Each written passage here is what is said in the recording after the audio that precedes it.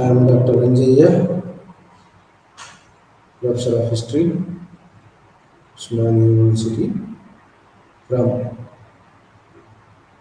IGNOU Regional Center, Hyderabad. ఈరోజు మనం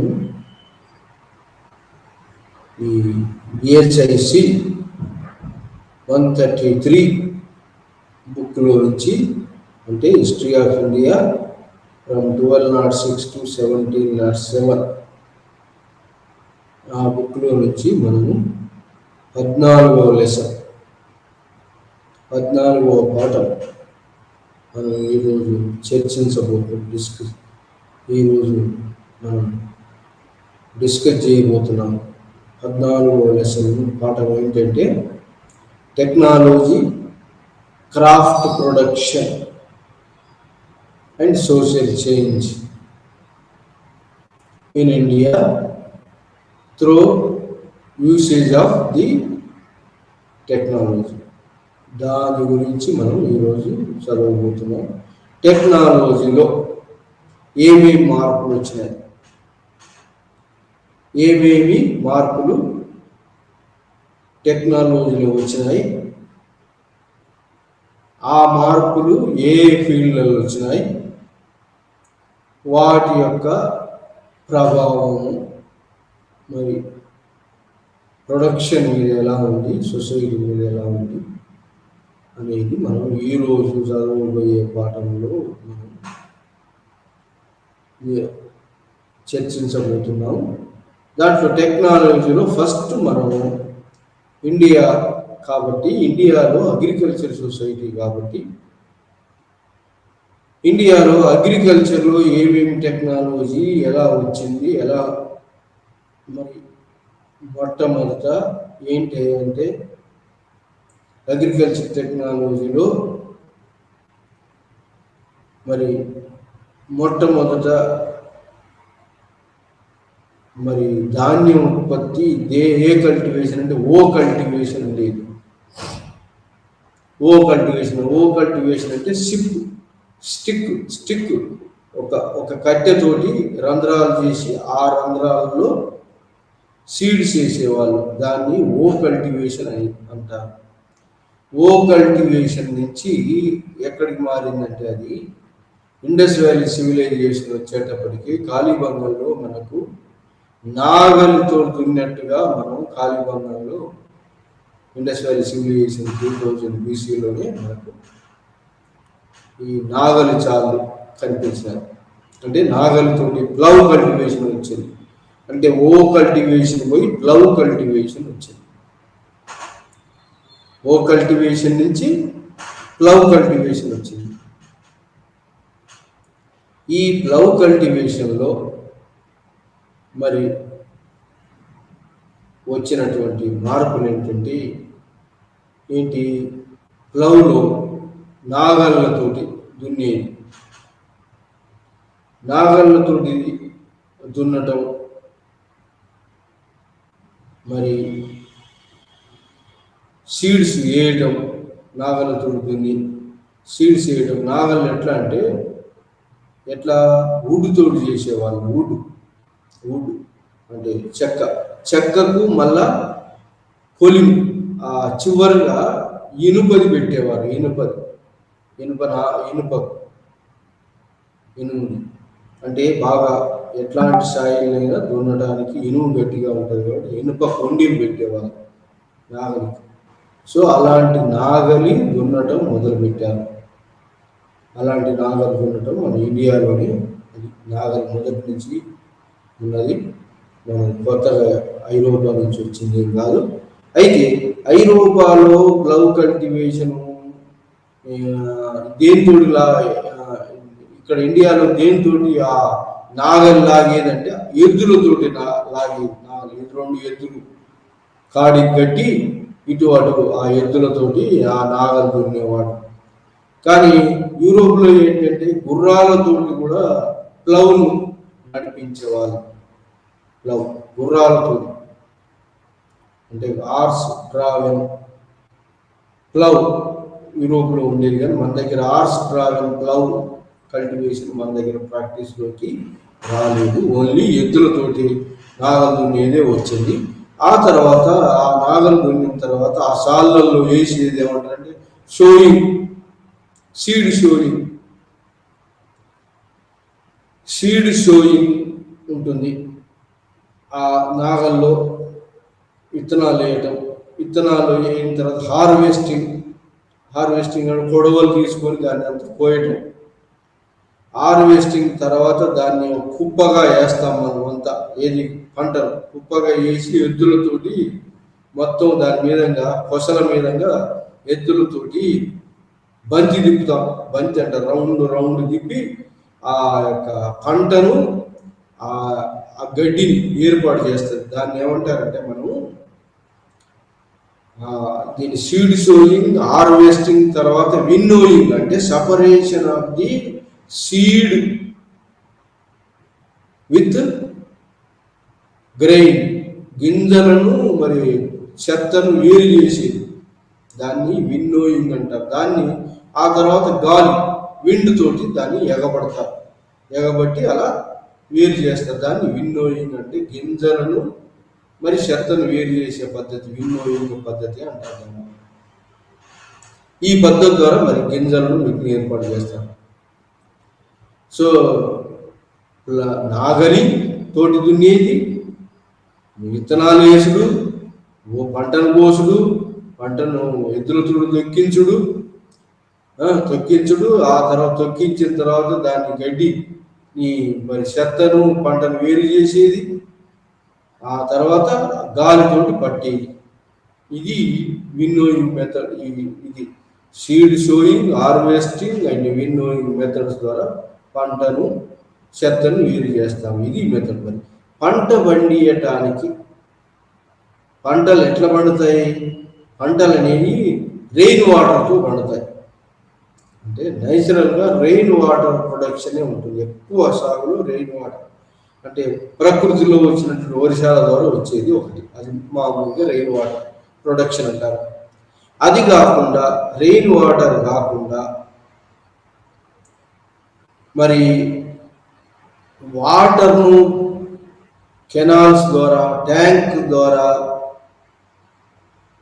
ట్యాంకులలో ఉన్న వాటర్ను, కెనాల్లో ఉన్న వాటర్ను, బావులలో ఉన్న వాటర్ను లిఫ్ట్ చేయటం అనేది 4-5 పద్ధతులు ఉన్నాయి. వాటర్ లిఫ్టింగ్, వాటర్ను రెయిన్ తోటి వ్యవసాయం చేసేది, ఆ తర్వాత లిఫ్ట్ చేసేది పద్ధతి. లిఫ్ట్ చేసే పద్ధతులు ఎన్ని ఉన్నాయంటే 4-5 పద్ధతులు ఉన్నాయి. లిఫ్ట్ చేసే పద్ధతులు లిఫ్ట్ తోటి ఇరిగేషన్ లేదా లిఫ్ట్ తోటి వాటర్ను తీసుకోవటం. ఒకటి ఏంటి, బకెట్ తోటి డైరెక్ట్గా మనిషి తాడు కట్టి చేరుకోవటం, దానికి అది ఒక లిఫ్టింగ్ పద్ధతి. వాటర్ లిఫ్టింగ్ చెరువుల్లో కానీ, కుంటలలో కానీ, బావులలో కానీ లిఫ్టింగ్ మనిషి చేసుకోవటం, అది మొదటి పద్ధతి. వాటర్ లిఫ్టింగ్ పద్ధతిలో మొదటి పద్ధతి. తర్వాత రెండవ పద్ధతి ఏంటంటే వాటర్ లిఫ్టింగ్లో పుల్లి అంటే గిరక. మనం గిరక చేసి గిరకలతోటి మనం మంచి నీళ్ళు తోడుకొని కుండలలో పోస్తుంటారు. ఎవరు బకెట్ బట్టి, ఒకవైపున బకెట్, ఒకవైపు తాడు, మరి మనిషి స్త్రీలు గుంజేటువంటి గిరక బావులు తోటి నీళ్లు తోడి ఇంటికి మాత్రం డొమెస్టిక్ పర్పస్ తోటి సప్లై చేసేది. ఈ రెండు కూడా డొమెస్టిక్. మొదటిది కూడా లిఫ్ట్ చేసే పద్ధతి డొమెస్టిక్కే, మరి ఇది కూడా ఇండ్లలో వాడుకోవడానికి, నచ్చిలో వాడుకోవడానికి రెండవ పద్ధతి. ఇది 2 పద్ధతుల ద్వారా మనకు ఇళ్లలో చిన్న అవసరాలకు వాటర్ లిఫ్ట్ చేసి వాడుకునే పద్ధతి 2 పద్ధతులు. ఇక 3వ పద్ధతి ఏంటంటే, ఇది ఏమంటారంటే 3వ పద్ధతి మోడల్ కొడతారు. మన దగ్గర తెలంగాణ ఏరియాలో మరి మిగతా ఏరియాలో ఒకటి పెద్ద ఎద్దులు కాడికి కట్టి పెద్ద బకెట్ పెట్టి బకెట్ తోడు మోడల్ అనేది కొడతారు. తెలంగాణ ఏరియాలో, ఆంధ్ర ఏరియాలో మోడల్ కొట్టేది ఉంది. ఒక 20-30 ఏళ్ల కింద మోడల్ తోటి వ్యవసాయం చేసేవాళ్ళు. పెద్ద బొక్కెన లెదర్ ఉండేది. దాంతో మోటార్ల ద్వారా ఈ వాటర్ లిఫ్ట్ చేసి వ్యవసాయానికి వాడేవారు. ఇది మూడవ పద్ధతి ద్వారా వాటర్ లిఫ్టింగ్ చేసి వ్యవసాయం చేశారు. ఇంకోటి నాలుగవ పద్ధతి ఏంటంటే వీల్ పర్షియన్ వీల్ అంటారు దాన్ని. కానీ పర్షియన్ వీల్ కన్నా ముందు కూడా మన దగ్గర ఒక వీల్ ఉండేది. వీల్ ద్వారా వీల్కు చక్రముకి కుండలు కట్టి ఆ కుండలలో నుంచి నీళ్లు వచ్చేటట్టు ఆ నీళ్లను మళ్ళా ఫీల్డ్లోకి పోయేటట్టుగా చేసేవాళ్ళు. అది ఒక సింగిల్ వీల్ తోటి మనిషే దాన్ని. అది కాకుండా ఇంకా ఒకటి పద్ధతి ఉన్నది. వీల్ కాకుండా అంతకంటే ముందు ఇంకోటి ఏంటంటే బావుల నుంచి లిఫ్ట్ చేసే పద్ధతి ఇంకొక పద్ధతి ఉంది. ఏంటి అంటే ఒక చెక్కకు బ్యాలెన్సింగ్ పెద్ద బీమ్ అనేది లేక పెద్ద గడ అనేది కట్టి దాన్ని సరిసగంగా ఒక పెద్ద కట్టె, 2 కట్టెలు, ఒకటో బావికి బాగా గట్టిగా పక్కన బాగుతారు. పక్కన బాతినటువంటి గడకు లేక చెట్టుకు మీకు పైన ఒక బ్యాలెన్సింగ్ లాగా ఒక గట్టిగా ఉండేటువంటి దాన్ని ఇంకొక పెద్ద కట్టెను పెడతారు. ఒక కట్టె వైపున బొక్కెను ఉంటుంది, అంటే బకెట్ ఉంటుంది. ఒక కట్టెకు పెద్ద కౌంటర్ వెయిట్ ఎక్కువగా ఉన్నట్టు, అంటే బకెట్ కన్నా ఎక్కువగా వెయిట్ ఉన్నటువంటిదే ఒకదాన్ని కడతారు. ఒక పెద్ద కౌంటర్ వెయిట్, దానికి ఎదురుగా బకెట్ కన్నా ఎక్కువ మొత్తంలో వెయిట్ ఉన్నటువంటి దాన్ని ఒకటి పెద్ద మొద్దు లాంటిదో లేదా రాయి లాంటిదో పెద్దది కడతారు. వెయిట్ ఉండేటట్టు దాన్ని ఏం చేస్తారంటే మనిషి మళ్ళా ఎద్దులు కాదు, మనిషి ఏం చేస్తారు, దాన్ని లేపగానే ఆ బకెట్ మునుగుతుంది. బకెట్ మునిగానే మళ్ళా ఈ పక్క నుంచి దాన్ని బ్యాలెన్సింగ్ లాగా త్రాస్ ఎట్లుంటుందో ఈ పక్క నుంచి మనిషి మళ్ళా కిందికి నెట్టుతాడు. దాన్ని నెట్టగానే ఆ బకెట్లో నుంచి నీళ్ళు వచ్చి బయటకు వస్తాయి, బకెట్లో వచ్చి పారుతాయి. ఇది పొలాలకు పారుతాయి. ఇది ఏమంటారంటే ఇది త్రాస్ లాగా ఉండే పద్ధతి. ఇది కూడా మనుషులే చేస్తారు. దీన్ని ఏమంటారంటే దీన్ని ఏన్షియంట్ సంస్కృతిలో కూడా బ్యాలెన్సింగ్, దాన్ని డెల్కిన్ అని అంటారు. అని ఈజిప్ట్లో కూడా ఇట్లాంటి పద్ధతి మనుషులతో లిఫ్టింగ్ వాటర్, ఇది పొలాలకు లిఫ్టింగ్ వాటర్ పెద్ద మొత్తంలో కౌంటర్ వెయిట్ బ్యాలెన్సింగ్ పెట్టి ఒకే వైపు ఉంటుంది, ఇతర వైపు కౌంటర్ వెయిట్ పెడతారు. ఎక్కువ వెయిట్ పెట్టి దాన్ని మళ్ళీ మనిషి లేపి మళ్ళీ కిందికి దొక్కుతాడు. దాంట్లో బొక్కెల నుంచి మునిగి బొక్కెల నుంచి బయటకు వచ్చి వాటర్కి వస్తుంది, పొలాల్లో పోతుంది. అది మనిషితోటి అయ్యింది. మనిషి కాకుండా ఇంకొకటి ఉన్నది వీల్ కూడా మనిషితోటి. మొట్టమొదట పర్షియన్ వీల్ అంటారు దాన్ని. అంటే వీల్ అనేది మొట్టమొదటి మన ఇండియాలో కూడా ఉండేది. వీళ్ళు కుండలు ఉండేవి. కుండలలో వీల్ చక్రాలు ఉంటాయి కదా, చక్రాలకు కుండలు బంధించబడి రిమ్కు కుండలతోటి ఆ నీళ్లు నింపి మనిషి యూజ్ చేస్తాడు. మనిషి తిప్పుతుంటాడు వీళ్ళు, ఆ విధంగా వీలుతోటి నీళ్లు తోడుతుంటారు. ఇది మొట్టమొదటి పద్ధతి. వీల్లో మొట్టమొదటి పద్ధతి. ఇంకా పర్షియన్ వీల్ అనేది ఇంకా ఏంటంటే మూడు డెవలప్ అయినాయి ఈ పర్షియన్ వీల్లో.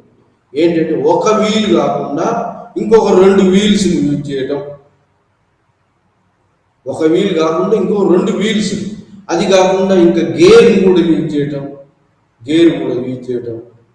ఇంకా అది కాకుండా ఒక ఎద్దును కూడా యూజ్ చేయటం. ఎనిమల్ పవర్ యూజ్ చేసేటువంటిది దాన్ని పర్షియన్ వీల్ అంటారు. పర్షియన్ వీల్లోని ఇది లార్జ్ స్కేల్లో కంటిన్యూస్గా వాటర్ వస్తుంటుంది దీంతో. ఇది పర్షియన్ వీల్ పద్ధతులు. ఇంకా అది కాకుండా ఇంకోటి చరస అనేది ఇంకోటి ఏంటంటే మోటార్ ముట్లు పద్ధతి ద్వారా ఎద్దులను ఉపయోగించి అంటే ఎనిమల్ పవర్ను యూజ్ చేసి ఒకటి మోటార్ ద్వారా మనం నీటిని లిఫ్ట్ చేస్తాం వ్యవసాయానికి, ఇంకోటి ఎనిమల్ పవర్ను యూజ్ చేసి వీల్ రెండు రెండు ఒక్క వీల్ కాకుండా 2 వీల్స్ 3 వీల్స్కి ఏంటి ఈ యొక్క బకెట్లు కుండలు కట్టి కంటిన్యూస్గా వాటర్ వచ్చేటట్టుగా పర్షియన్ వీల్ అంటారు దాన్ని, సర్కాయ్ అని అంటారు దాన్ని. సో అట్లాంటి విధంగా పద్ధతిలో వాటర్ లిఫ్టింగ్ చేసి ఇరిగేషన్ చేసేవాళ్ళు.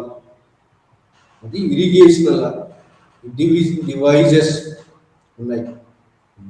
మనిషితోటి 3 పద్ధతులు, మనిషి లిఫ్ట్ చేసే 3 పద్ధతులు, మరి ఎద్దులు ఎనిమల్స్ తోటి యూజ్ చేసే మోటార్ అనేది ఒక పద్ధతి, పర్షియన్ వీల్ను కూడా ఎద్దులతోటి ఉపయోగించేది 2వ పద్ధతి. ఈ విధంగా వాటర్ లిఫ్టింగ్ మెథడ్స్ ఉండేవి. ఈ టెక్నాలజీ ఇట్లా డెవలప్ అయింది. సో ఇది వ్యవసాయం చేసేవాళ్ళు. ఈ వ్యవసాయం తర్వాత అగ్రికల్చర్ రిలేటెడ్ ఇంకొకటి ఏంటి అంటే ఈ అగ్రికల్చర్ రిలేటెడ్ ఇంకొక టెక్నాలజీ ఏంటంటే కాటన్ వస్తువులు. అంటే కాటను పండించడానికి పండించిన దాన్ని నుంచి ఈ పువ్వు నుంచి గింజలు వేరు చేసి సీడ్ సపరేటింగ్ మిషన్ ఉంటుంది. దాన్ని సీడ్ సపరేటింగ్ మిషన్ ఉంటుంది. సీడ్ సపరేట్ చేసిన తర్వాత మళ్ళా దూదిని లూజ్గా చేసే మిషన్ ఉంటుంది, కార్డింగ్ అంటారు దాన్ని. సీడ్ సపరేటింగ్ అనేది ఒకటి, కార్డింగ్ అనేది సీడ్ను లూజ్ చేయడం, ఆ దూదిని లూజ్ చేయడం, మరి దారం తర్వాత స్పిండల్ ద్వారా, చెరక ద్వారా దారాన్ని అంటే దూది నుంచి దారం తీసేది స్పిన్నింగ్ వీల్ అంటారు దాన్ని. స్పిన్నింగ్ వీల్ స్పిండల్ తోటి తీస్తారు, స్పిన్నింగ్ వీల్ తోటి కూడా చెరక తోటి కూడా దారం తీస్తారు. సో ఇవన్నీ కూడా మరి ఈ దూది నుంచి మరి అంటే కాటన్ గింజను దూదిని సపరేట్ చేయటం, మరి తర్వాత దూదిని లూజ్ చేయటం, కార్డింగ్ అంటారు దాన్ని. తర్వాత స్పిండల్స్ ద్వారా లేదా చెరక ద్వారా దారం చేయటం, దారాలు స్పిన్నింగ్ వీల్ ద్వారా దారాలు చేయటం. దారాల తర్వాత లూమింగ్ మిషన్, పిట్ లూమ్, అది అరబ్బుల నుంచి వచ్చింది మన దగ్గరికి. పిట్ లూమ్, చెరక అనేది కూడా అరబ్బుల నుంచి వచ్చింది, చెరక మిషన్. స్పిన్నింగ్ వీల్ అనేది, ఈ పిట్ లూమ్ అనేది అరబ్బులు ముస్లింల పీరియడ్లో వచ్చినటువంటిది, నెహ్రూ సుల్తాన్ పీరియడ్లో. ఒక పిట్ ద్వారా మొగ్గం ద్వారా వస్త్రాలు చేసుకు మొదలుపెట్టారు. ఇది పిట్ లూమ్ ద్వారా వస్త్రాలు తయారు చేయటం. ఇది వీవింగ్ మిషన్ అంటారు దాని వీవింగ్ మిషన్ ద్వారా బట్టలు తయారు చేయటం పిట్ లూమ్ అంటారు దాన్ని. మోడర్న్ మన దగ్గర కూడా చాలా ఊరు వేసే ఒక గోతిలో నుంచి ఈ స్పిండల్స్ తోటి మన వీవింగ్ మొగ్గం ఉండేది. ఇది పిట్ లూమ్ అంటారు. అది ఆ విధంగా లూమింగ్ మిషన్ అనేది వీవింగ్ మిషన్ కూడా వచ్చింది. ఇది కాటన్ టెక్స్టైల్లో వచ్చినటువంటి యొక్క టెక్నాలజికల్ మార్పు. ఆ తర్వాత మరి ఇంకేం చేయాలంటే కాటన్ డైయింగ్ అంటే కలర్ వేయటం, డైయింగ్ అండ్ ప్రింటింగ్, దాన్ని ప్రింట్ చేయటం ఏమంటారు, డైయింగ్ అండ్ వాటి మీద ముద్రలు వేయటం. ఇండిగో నీలిమందులు యూజ్ చేశారు, నీలిమందులు వాడారు. ఈ విధంగా డైయింగ్ అండ్ ప్రింటింగ్, ముద్రలు, దాని మీద రంగులు వేయటం కూడా జరిగింది. ఇది ఈ వస్త్రాల మీద. ఇది వస్త్ర పరిశ్రమలో వచ్చినటువంటి యొక్క టెక్నాలజీ. ఆ తర్వాత ఏంటి అయ్యా అంటే వస్త్ర పరిశ్రమ తర్వాత వచ్చినటువంటి మార్పులు, అగ్రికల్చర్ వస్త్ర పరిశ్రమల మార్పుల తర్వాత మనకు వచ్చిన మార్పులు దేంట్లో వచ్చినాయి అంటే ఈ యొక్క మిలిటరీ టెక్నాలజీలో కూడా మార్పులు వచ్చినాయి. మిలిటరీ టెక్నాలజీలో మార్పులు ఏంటంటే మిలిటరీ టెక్నాలజీలో ఏం మార్పులు వచ్చినాయి అంటే ఈ యొక్క ఏది మిలిటరీ టెక్నాలజీ ఆర్స్ను యూజ్ చేసినారు కాబట్టి మిలిటరీలో ఏం మార్పులు వచ్చినాయంటే హార్స్కు స్టిర్రప్ అనేది ఒకటి, హార్స్ మీద గుర్రం మీద ఇటు అటు వేసి అటువంటి స్టిర్రప్ అనేది వచ్చింది. మనిషి కూర్చుంటాడు దాని మీద, హార్స్ మీద స్టిర్రప్. తర్వాత హార్స్ షూ దాని కాలి గిట్టలు మంచు మీద నడిచినా కూడా లేదా హార్డ్ సాయిల్ మీద నడిచినా కూడా ఆ కాలు గిట్టలలో మరి గిట్టలకు ఒక షూ లాంటి ఒక ఐరన్ తోటి వాటిని షూ లాగా తయారు చేయడం, horse shoe, stirrup, horse shoe వచ్చినాయి. హార్స్ షూ వచ్చిన తర్వాత ఇంకా ఏమొచ్చిందంటే ఏంటి మిలిటరీ టెక్నాలజీలో హార్స్ షూ తర్వాత వాటికి ఆర్మర్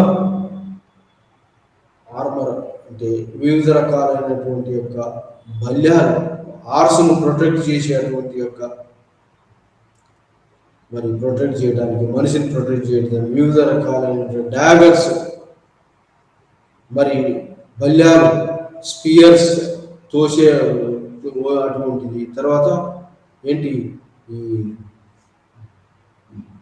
ఇవి కత్తులు, వివిధ రకాలైన కత్తులు, మన వంకర కత్తులు యూజ్ చేసేవాళ్ళు మన వాళ్ళు, వంకరగా ఉన్నటువంటి కత్తులు యూజ్ చేసి. కానీ యూరోపియన్స్ మాత్రం రెండు వైపులా పదునున్నటువంటి కత్తిని యూజ్ చేసేవాళ్ళు. అలాంటిది మరతాస్ కూడా కాపీ చేసుకున్నారు. ఇంకా మిలిటరీ టెక్నాలజీలో వచ్చినటువంటి మార్పు ఏంటి అంటే పిస్టల్స్, ఫైర్ ఆర్మ్స్ యూజ్ చేసినారు. ఫైర్ ఆర్మ్స్ ఇవన్నీ కూడా ఫైర్ ఆర్మ్స్ ఎక్కడి నుంచి వచ్చినాయి? ఫైర్ ఆర్మ్స్ అనేది ఫైర్ ఆర్మ్స్ మొట్టమొదటిసారి గజ్నీ మొహమ్మద్ పీరియడ్లో వచ్చినాయి. ఫిరోజ్ తుగ్లక్ తర్వాత ఆ టైంలో కూడా చేశారు. కానీ పిస్టల్స్ అనేవి మాత్రం అక్బర్ కాలంలో వచ్చినాయి. ఆ తర్వాత పోర్చుగీస్ వాళ్ళు డెవలప్ చేసినారు ఈ పిస్టల్స్ అనేవాళ్ళు. Pistols, firearms, cannons Babur use చేసినాడు క్యానన్స్. ఇది మిలిటరీ టెక్నాలజీలో వచ్చినటువంటి మార్పు. ఫైర్ ఆర్మ్స్, పిస్టల్స్, వివిధ రకాలైనటువంటి యొక్క స్వార్డ్స్, ఇవన్నీ మిలిటరీ టెక్నాలజీలో వచ్చినటువంటి మార్పు. ఇవి కాకుండా ఇది military paper, writing material, writing material అనేది పేపర్ అనేది మనకు ఎప్పుడు డెవలప్ అయిందంటే ఇండస్ వ్యాలీ సివిలైజేషన్ నుంచి రైటింగ్ పిక్టోరియల్ స్క్రిప్ట్ ఉన్నది, పిక్చర్స్ ఫామ్ ఆఫ్ స్క్రిప్ట్. ఆ తర్వాత ఇండస్ వ్యాలీ తర్వాత స్క్రిప్ట్ ఎక్కడ అంటే మళ్ళా స్క్రిప్ట్ డెవలప్ అయింది ఏంటి అంటే Greek language script, Gothic language script మొదలైంది. తర్వాత మన దగ్గర ఏంటి ప్రాకృత స్క్రిప్ట్, అశోకుని కాలంలో స్క్రిప్ట్. ఇవన్నీ కూడా స్క్రిప్ట్ అంతా దేని మీద తయారైంది అంటే ఈ మెసోపటోమియాలో పిక్టోరియల్ క్యూనిఫారం స్క్రిప్ట్ అన్నారు. మన దగ్గర ఈజిప్ట్లో హీరోగ్లిఫిక్ స్క్రిప్ట్ అన్నారు. మన దగ్గర కూడా ఇండస్ వ్యాలీ స్క్రిప్ట్ ఉండేది, కానీ దాన్ని మనం చదవలేదు. దాని తర్వాత స్క్రిప్ట్ ఈ వేదిక్ పీరియడ్ తర్వాత వేదాలు వచ్చినాయి, స్క్రిప్ట్లో డెవలప్ వచ్చింది వేదాలు. Prakrit script, Sanskrit script. So ఆ విధంగా మొట్టమొదటి స్క్రిప్ట్ ఏంటంటే Greek language, Latin language script develop అయింది. ఆ తర్వాత మిగతా స్క్రిప్ట్స్ డెవలప్ అయింది. ఆ విధంగా మరి రాయటానికి ఏమి యూజ్ చేసినారు అంటే, రాయటానికి ఏమి డెవలప్ అయింది? ఫస్ట్ పేపర్ లేదు. యూరోప్లో స్క్రిప్ట్ అయిన పేపర్ కాదు, హైపరస్ ప్లాంట్ లీవ్స్ మీద రాశారు. సో అట్లా ఇండియాలో కూడా తాళపత్ర గ్రంథాల మీద రాసేవాళ్ళు, లేదా చెట్టు బెరడు మీద రాసేవాళ్ళు, లేదా ఎనిమల్ దాని మీద ఎనిమల్ తోళ్ళ మీద కూడా రాసేవాళ్ళు, లేదా కాపర్ ప్లేట్స్ మీద రాసేవాళ్ళు, కాపర్ మీద రాసేవాళ్ళు, స్టోన్ మీద రాసేవాళ్ళు. స్టోన్ ఎంగ్రేవింగ్ ఉన్నది. పేపర్ అనేది మొట్టమొదటిలో తయారు చేయబడింది, యూజ్ చేయబడింది ఎక్కడ అంటే చైనాలో. చైనా నుంచి ఆ పేపరు అనేది అరబ్ కంట్రీస్ పోయింది. అరబ్ కంట్రీస్ నుంచి నెమ్మదిగా పేపర్ మనకు ఢిల్లీ సుల్తాన్ల కాలంలో ఇక్కడ వచ్చింది. అంటే చైనీస్ యాత్రికుడు యువాన్ చువాంగ్ మనకు వచ్చినాడు. అక్కడ చైనాలో 7th centuryలో ఆల్రెడీ పేపర్ డెవలప్ అయ్యి అది పర్షియాకు స్ప్రెడ్ అయ్యింది. పేపర్ తయారు చేసింది. అది మరి ఇత్సింగ్ మనకు ఆ కాలం 7th centuryలో వచ్చినప్పుడు తన బుద్ధిస్ట్ గ్రంథాలను లిఖించుకోవాలంటే తన దగ్గర తీసుకొచ్చిన పేపర్ స్కోల్ అయిపోతే తన మిత్రులకు మెసేజ్ పంపినాడు, ఏమని? పేపర్ పంపమని. అంటే ఏంటి? పేపర్ మనకు చైనాలో ఉంది కానీ ఇండియాలో లేదని తెలిసిపోయింది. పేపర్ మన ఎక్కడి నుంచి? చైనా మరి అరబ్బుల యుద్ధంలో అరబ్బులు చైనా వాళ్ళని కొంతమందిని బందీలుగా పట్టుకోవడం, అక్కడి నుంచి పేపర్ చేసే నాలెడ్జి బాంబుతోటి ఎదురు బొంగులతో చేసేవాళ్ళు పేపర్. ఆ నాలెడ్జి అరేబియాకు పోయింది. అరేబియా నుంచి తుర్కీసుల ద్వారా మనకు పేపర్ తయారు చేయడం వచ్చింది. పేపర్ మీద రాయటం తర్వాత ముస్లిం ఢిల్లీ సుల్తాన్ల కాలం నుంచి వచ్చింది. ఢిల్లీ సుల్తాన్ల కాలంలో, మొఘల్ కాలంలో వచ్చిన టెక్నాలజీ గురించి మనం చదువుతున్నాం. అయితే ఢిల్లీ సుల్తాన్ల కాలంలో మనకు పేపర్ యూసేజ్ వచ్చింది. పేపర్ను రాసే పద్ధతి, పేపర్ మీద రాసే పద్ధతి మొట్టమొదటిలో ఫౌంటైన్ పెన్ అనేది ఇంకులు ముంచి ఒక రంగు, చెట్టు బెరడో లేదా ఏదో దాంతో ఒక రంగు తయారు చేసి రంగులో నుంచి పెన్ను ముంచి పెన్నుతోటి రాసేవాళ్ళు పేపర్ మీద. ఆ తర్వాత ఫౌంటైన్ పెన్ అనేది వచ్చింది నెమ్మదిగా. సో ఆ విధంగా మరి పెన్ అనేది డెవలప్ అయింది. సో ఇది పేపరు రైటింగ్ మెటీరియల్ ఇలా డెవలప్ అయింది. దాని తర్వాత రైటింగ్ తర్వాత ఇంకా ప్రింటింగ్, రైటింగ్ తర్వాత బుక్ బైండింగ్ కూడా ఉంది. రైటింగ్ అండ్ బుక్ బైండింగ్ కూడా పేపర్ తర్వాత పేపర్ బైండ్ చేయడం అనేది కూడా అరబ్బుల నుంచి వచ్చింది. ముస్లింల నుంచి వచ్చింది. టర్కీస్ నుంచి, ముస్లిం పీపుల్ నుంచి యొక్క బైండింగ్ సిస్టమ్ అనేది వచ్చింది. బుక్ బైండింగ్, పేపర్ తర్వాత పేపర్ రాస్తే మరి అన్నింటిని కలిసి బైండ్ చేయాలి కదా. ఆ బైండింగ్ పద్ధతి ముస్లింల ద్వారా వచ్చింది. బైండింగ్ పద్ధతి, పేపర్ ఒకదానితో బైండింగ్ చేసే పద్ధతి. Book binding, paper keeping, book binding. తర్వాత టిన్ కోటింగ్, మన యుటెన్షియల్స్ ఉంటాయి, మన పాత్రలు, ఏది బ్రాస్ కానీ మరి వేరే పాత్రలు, మెటల్ తోటి చేసిన పాత్రలను టిన్ కోట్ చేస్తే టిన్ బయట నుంచి లోపలి నుంచి టిన్ తోటి మనం కోటింగ్ పైనంగా వేస్తే ఆ పాత్రల్లో ఫుడ్ తింటే పైజన్ కాకుండా ఉంటుందట. అంటే పైజన్ కాకుండా ఉంచడానికి, దాని పాత్ర సరిగ్గా ఎక్కువ కాలం ఉండడానికి, ఫుడ్ పైజన్ కాకుండా ఉండడానికి టిన్ అనేది కోట్ చేయాలి, పైనంగా కవర్ వేయాలి. టిన్ మెల్టింగ్ పద్ధతి, మెటలర్జీ. సో అది టిన్ కోటింగ్ అనేది కూడా అరబ్బుల నుంచి వచ్చింది. ఇది పేపర్ బైండింగ్, బుక్ బైండింగ్, వీళ్ళు అరబ్బుల నుంచి వచ్చిన తర్వాత మరి ఇది కాకుండా ఇంకా ఏంటి అంటే మెటలర్జీలో గ్లాస్ మేకింగ్ ఎవరు చేసేవాళ్ళంటే గ్లాస్ తయారీ యూరోప్ నుంచి వచ్చింది. ఎక్కువగా గ్లాస్ మిర్రర్స్ మన దగ్గర కూడా బ్రాంజ్ మిర్రర్స్ ఇండస్ వ్యాలీలో ఉన్నాయి. బ్రాంజ్ తోటి కాపర్ మిర్రర్స్ ఉండేవి, కానీ గ్లాస్ మిర్రర్స్ యూరోపియన్స్ చేశారు. యూరోపియన్స్ నుంచి వచ్చింది గ్లాస్, చిన్న గ్లాస్ తోటి అద్దాలు తయారు చేయటము, గ్లాస్ మిర్రర్స్కు. ఇంకా ఏంటంటే గ్లాస్ మిర్రర్ మరి అది కాకుండా ఇంకా ప్రింటింగ్ ప్రెస్, గ్లాస్ మిర్రర్స్, గ్లాస్ను యూరోపియన్స్ నుంచి వచ్చింది. ప్రింటింగ్ ప్రెస్ కూడా ఉన్నది. ప్రింటింగ్ ప్రెస్ అనేది John Gutenberg printing press modern పీరియడ్లో 1450 కాలంలో జాన్ గూటెన్బర్గ్ ఫ్రమ్ జర్మనీ అనేవాడు ఇది ప్రింటింగ్ ప్రెస్ను కనుక్కున్నాడు. ఆ తర్వాత ప్రింటింగ్ ప్రెస్ అనేది యూరోప్లో పెద్ద బుక్స్ అన్ని కూడా ప్రింటింగ్ ప్రెస్ తోట ప్రింట్ అయ్యి ట్రాన్స్లేట్ అయ్యి నాలెడ్జ్ సర్క్యులేట్ అయింది. ఆ విధంగా ప్రింటింగ్ ప్రెస్ అనేది యూరోప్ నుంచి ఇండియాకు వచ్చినది. ప్రింటింగ్ ప్రెస్ టెక్నాలజీ అంతకుముందు ఇండియాలో ఉండేది. ప్రింటింగ్ ప్రెస్ టెక్నాలజీ ఇండియా ఏమైనా చేతితో రాసే వాళ్ళే ప్రింటింగ్ ప్రెస్. ఆ తర్వాత మెటల్స్ వెలిగించేది. మన దగ్గర బ్రాస్ను వెలిగించారు ఇండస్ వ్యాలీ సివిలైజేషన్లో, టిన్. మరి ఆ తర్వాత ఐరన్ టెక్నాలజీ కూడా వచ్చింది. ఈ మెటలర్జీలో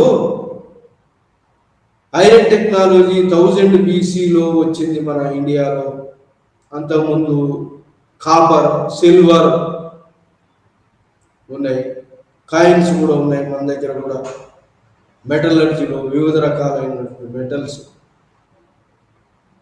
మెటలర్జికల్ డెవలప్మెంట్. మరి ఈ మెటల్స్ను బాగా మన ఇండియాలో కూడా ఉక్కు తయారయ్యేది. ఉక్కు ఎక్కడ రామగుండం ఏరియాలో, కరీంనగర్ ఏరియాలో ఊంజ్ అంటారు. ఉక్కును ఉక్కు తయారు, ఉక్కు గనుల నుంచి ఉక్కును తయారు చేయడం. మరి అలానే బొగ్గు గనులు, కోల్ మైన్స్ కూడా.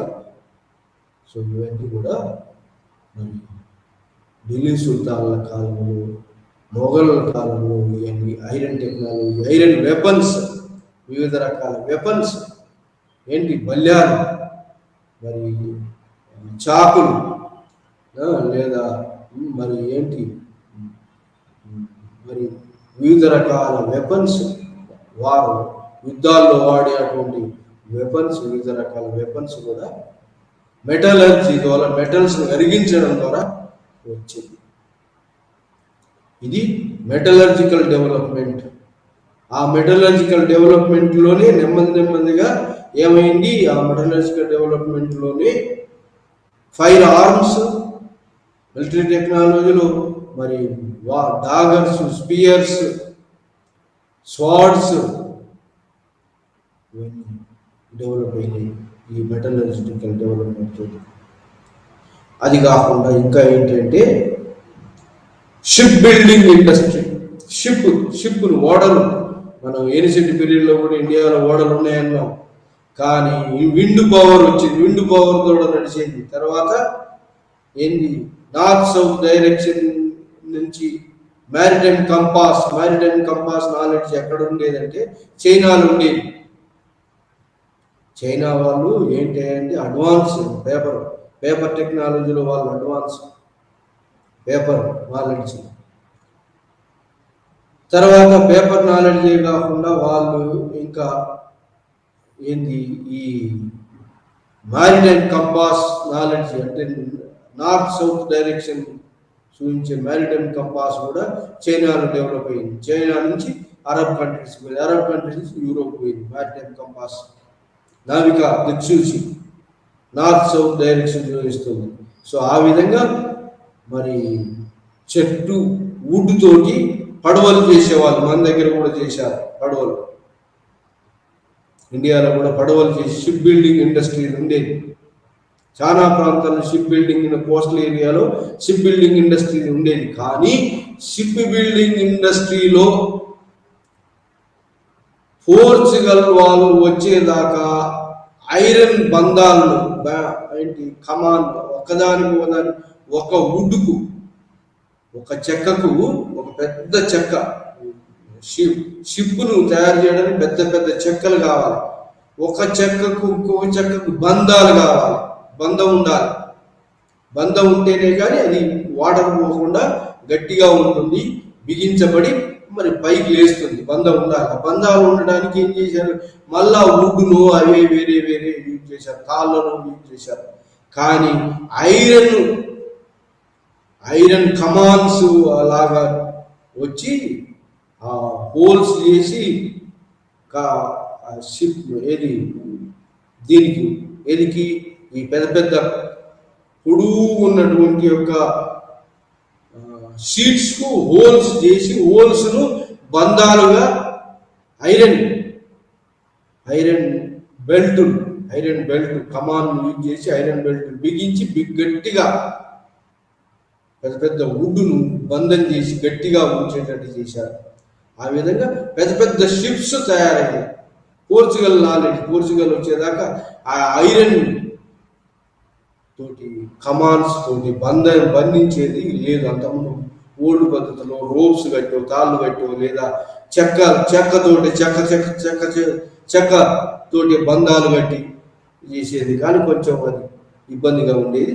కానీ ఈ పోర్చుగల్ వాళ్ళు వచ్చేటప్పటికి ఈ షిప్ బిల్డింగ్ లో కొత్త పని ఏంటంటే కమాన్లు వచ్చి ఆ కమాన్లతో బోల్ట్స్ వచ్చినాయి. బోల్ట్స్ వచ్చి బోల్ట్స్ ఫిట్ చేశారు గట్టిగా. సో ఈ పద్ధతి షిప్ బిల్డింగ్ ఇండస్ట్రీలో వచ్చింది, అడ్వాన్స్ పద్ధతి. ఇంకా అది కాకుండా ఇంకా ఏమొచ్చింది, గడియారాలు అనేది మరి ఎక్కడి నుంచి వచ్చినాయి అంటే, గడియారము చైనాలో ఉండేది. ఆ తర్వాత అరబుల్ కంట్రీస్ పోయి, దాని నుంచి యూరోప్ వాళ్ళు ఎక్కువగా టెక్నాలజీ యూజ్ చేసి ఐరన్ స్టీల్ గడియారాలను మంచిగా గ్లాస్ తోటి తయారు చేసిన గడియార రకరకాల డివైజెస్ గడియారాలు మనకు యూరోప్ నుంచి వచ్చినాయి. గడియారాల యొక్క టెక్నాలజీ ఆ విధంగా గడియారాలు కాకుండా బుల్లక్ కార్ట్ ట్రాన్స్పోర్ట్ ఇండియాలో మొదటి నుంచి ఉంది. బుల్లక్ కార్ట్ ట్రాన్స్పోర్ట్ ఉంది. కానీ ఆర్స్ డ్రావెన్ ట్రాన్స్పోర్ట్ బండిని ఆర్స్ గుంజేటువంటిది, అంటే గుర్రాలు గుంజేటువంటి బండి, రథాలు మహాభారతంలో మనము రథాలు యూజ్ చేసేదిగా. అట్లాంటి రథాలను ఎవడు ఇంగ్లాండ్ వాళ్ళు థామస్ రో అనేవాడు జహాంగీర్ కోర్టులో ఈ రథాన్ని బహుకరించాడు. ఎవరికి? జహాంగీర్. సో ఆ విధంగా రథాలను మొట్టమొదటిసారి జహాంగీర్ బహుకరిస్తే 4 గుర్రాలు లాగుతుంటాయట ఆ రథాన్ని. దాని రథం అని జహాంగీర్ మరి కొన్ని రోజులు వాడాడట దాన్ని.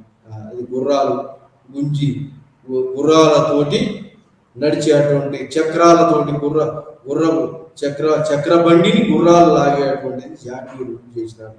దాన్ని బాగా సంతోషంగా యూజ్ చేసినాడు. థామస్ రో అనేవాడు బ్రిటిష్ రాయబారి ప్రజెంట్ చేసినాడు దానికి. ఆ విధంగా బ్రిటిష్ వాళ్ళు ఏమేమి మన ఇండియన్స్ ప్రజెంట్ చేసినారంటే, గడియారాలను ప్రజెంట్ చేసినారు, మిర్రర్స్ ప్రజెంట్ చేసినారు, రథాలను ఆర్స్ డ్రావెన్ రథాలను ప్రజెంట్ చేసినారు. ఇంకా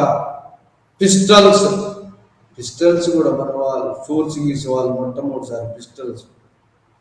అంతకుముందు కూడా ఉండే క్యానన్ అనేది, ఫైర్ ఆర్మ్స్ అనేవి ఉండే, కానీ పిస్టల్స్ అనేవి పోర్చుగల్ వాళ్ళు బాగా తయారు చేసి పోర్చుగల్ నుంచి మిగతా ఐరోపియన్స్ యూజ్ చేసినారు. అవి మరి మొఘల్స్ రాజులకు సప్లై చేసినారు పిస్టల్స్. అక్బర్ కాలంలో ఉండేది పిస్టల్స్, అక్బర్ మెయింటైన్ చేసినాడు. ఈ విధంగా pistol technology, guns technology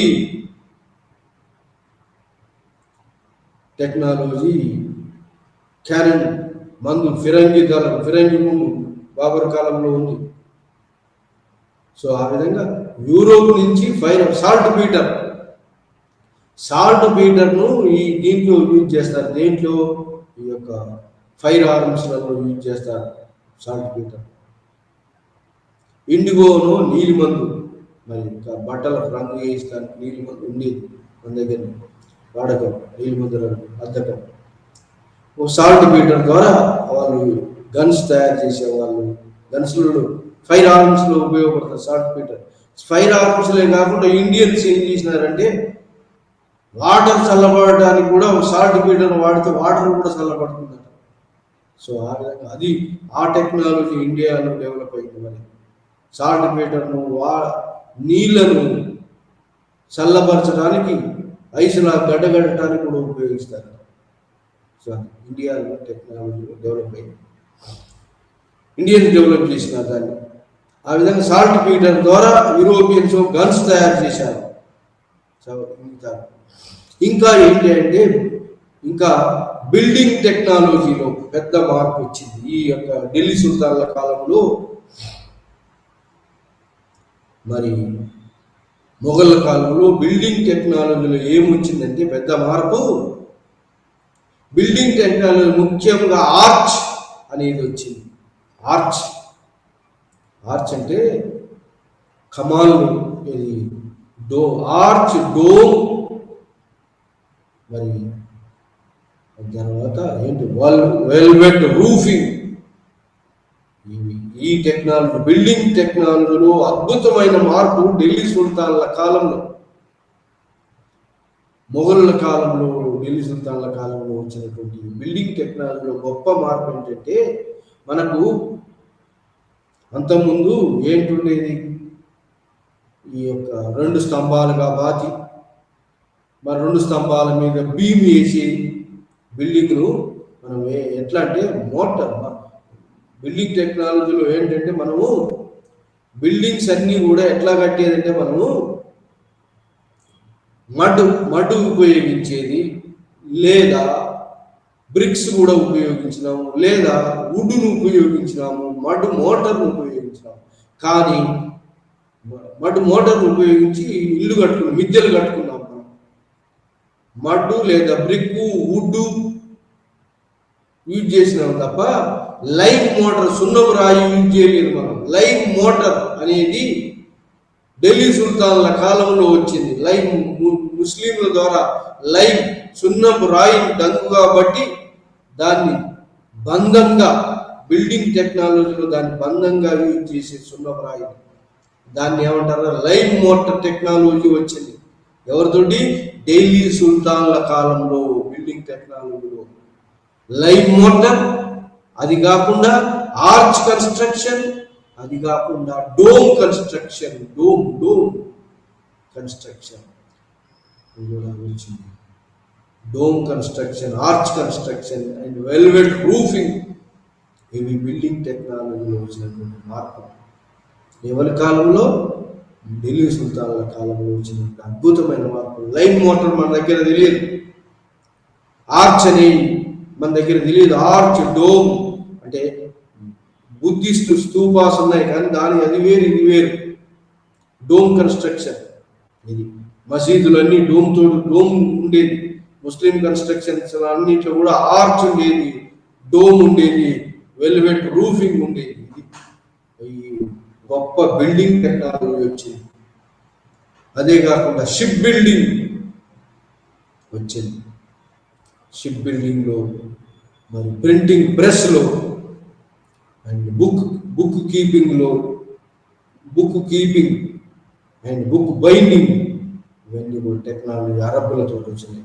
paper China నుంచి అరబ్ పోతే పేపర్ టెక్నాలజీ కూడా మనకి ఇండియాకి వచ్చింది. ముస్లిం ద్వారా వచ్చింది.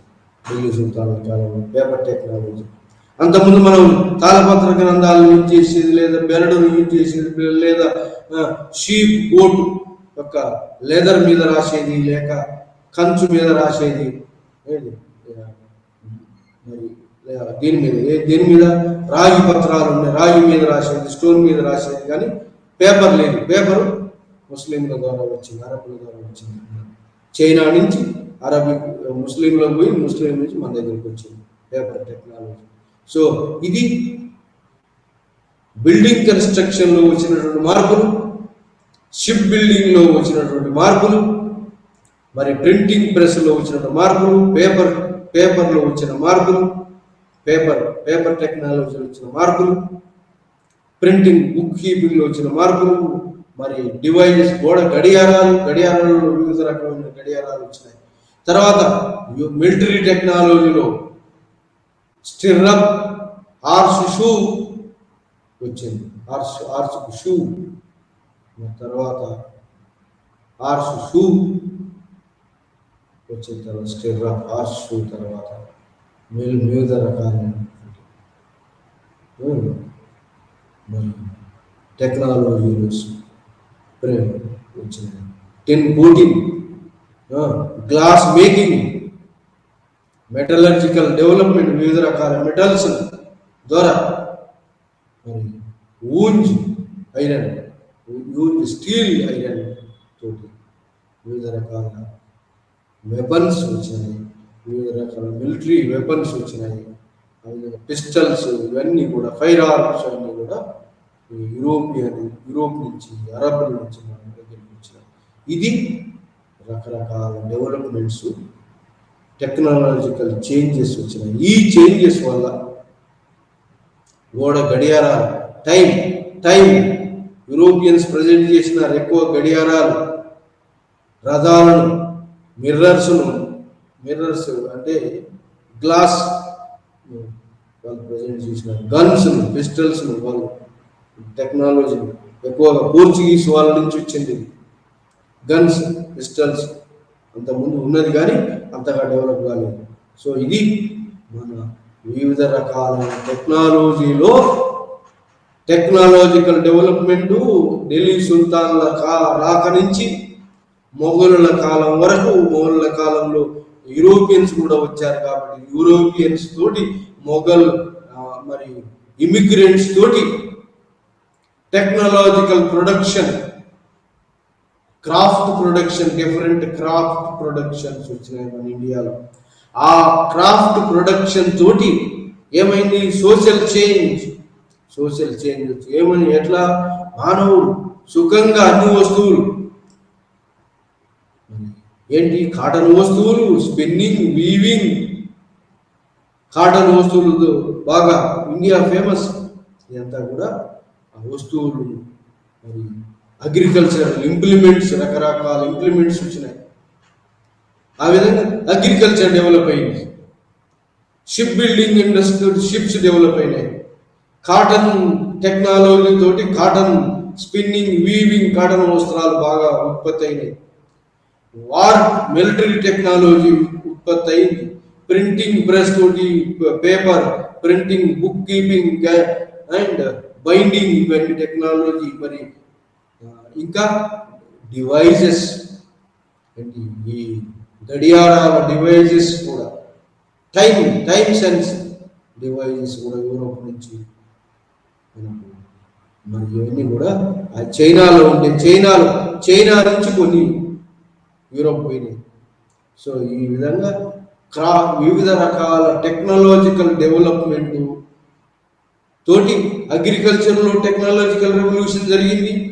Lifting the water, cropping pattern change అయ్యింది.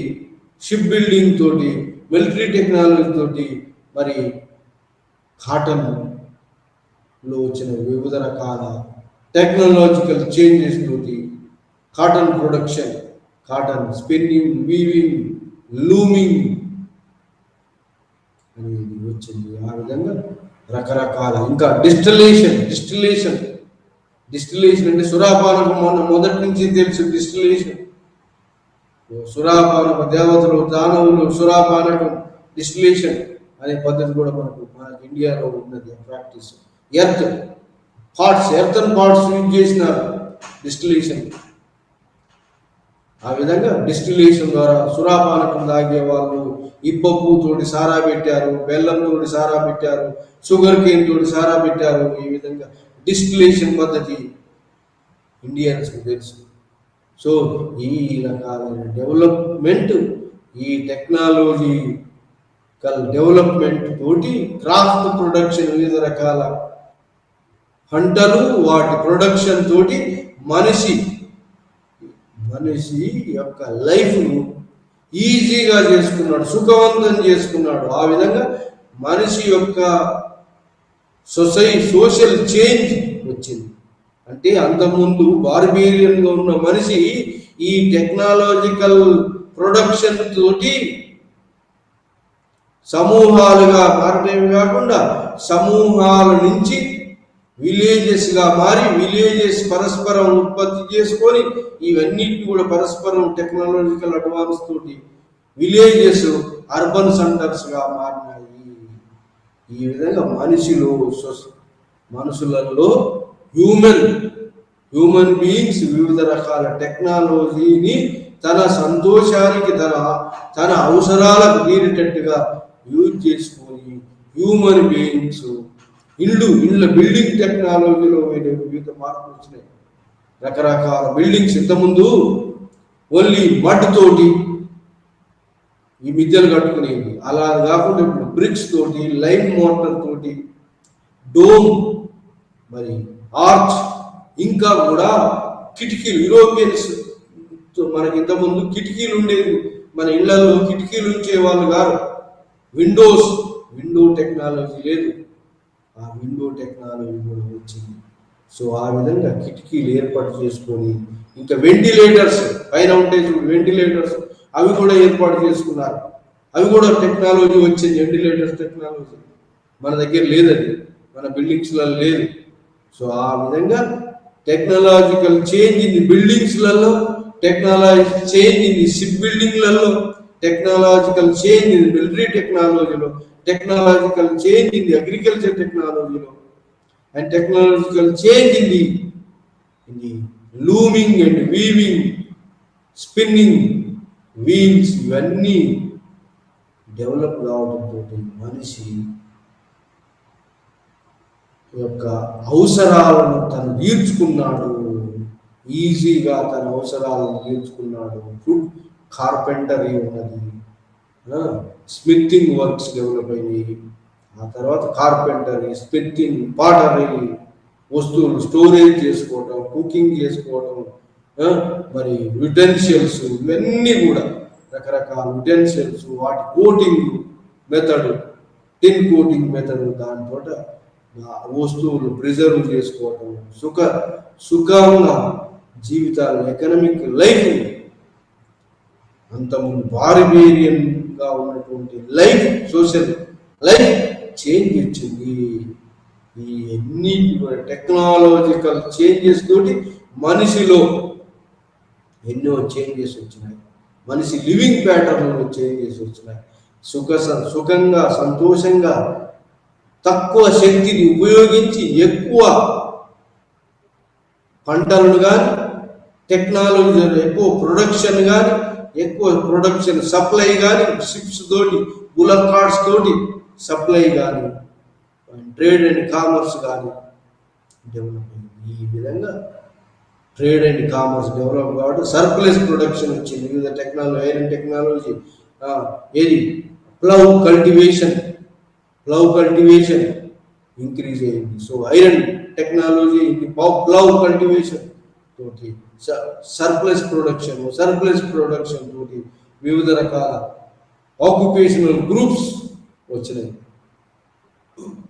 వివిధ రకాల ఆక్యుపేషనల్ గ్రూప్స్, మరి సెల్ఫ్ సఫిషియెంట్ ఎకానమీ కాకుండా surplus production leads to the division of labour.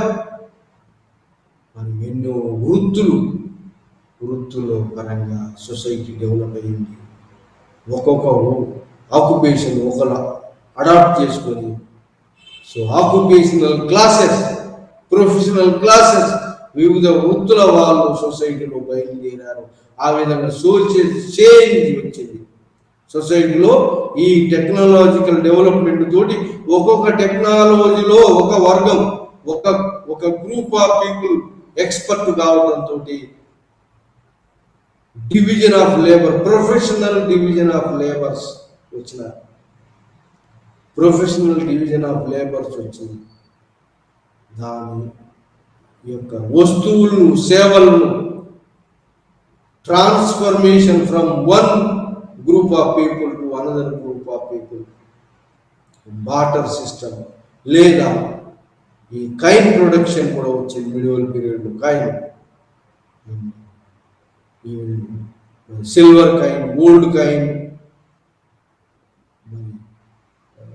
తనఖా, ఈ గోల్డ్ కాయిన్స్, కాపర్ కాయిన్స్, చాలా కాయిన్స్ కూడా చలామణిలోకి వచ్చి మానవుని యొక్క సోషల్ చేంజ్లో, సొసైటీ యొక్క మానవ లివింగ్ ప్యాటర్న్ అంతా కూడా బాగా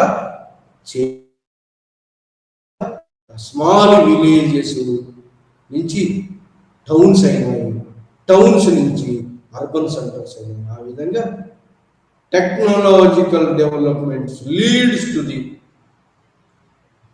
settlement of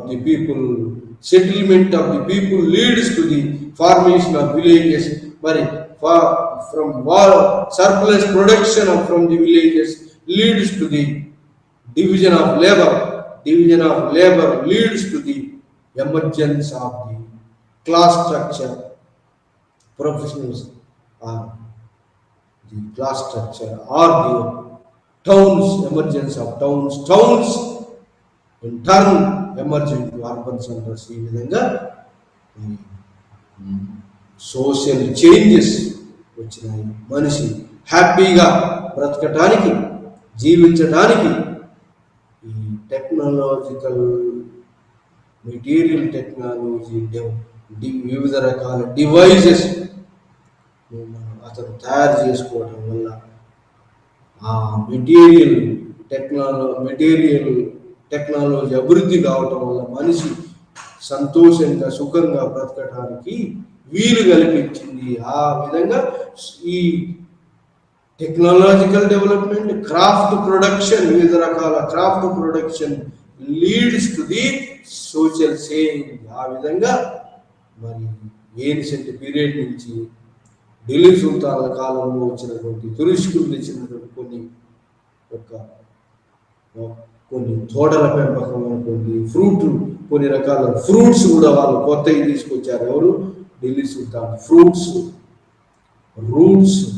వాళ్ళు తీసుకొచ్చిన టమాటో, పొటాటోలు, వివిధ అగ్రికల్చర్ టెక్నాలజీలో వచ్చిన టెక్నాలజికల్ చేంజెస్, మరి ఈ transportation of goods and transformation of the technology, transformation of the productions from one place to another place through the various technological helping instruments తోటి మనిషి యొక్క జీవితం సుఖ సంతోషం కావడానికి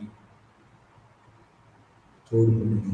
ఇది టెక్నాలజికల్ డెవలప్మెంట్లో 14వ లెసన్లో మనము ఈ యొక్క మార్పులో ఏ ఆస్పెక్ట్లో, అగ్రికల్చర్లో ఏ ఆస్పెక్ట్లో టెక్నాలజికల్ డెవలప్మెంట్ అయింది, ఇరిగేషన్, లిఫ్ట్ ఇరిగేషన్లో ఎన్ని మార్పులు వచ్చినాయి, బిల్డింగ్ టెక్నాలజీలో ఏమేమి మార్పులు వచ్చినాయి, మనం ఏన్షియంట్ పీరియడ్ నుంచి ఇప్పటిదాకా ముఖ్యంగా లైమ్ మోటార్,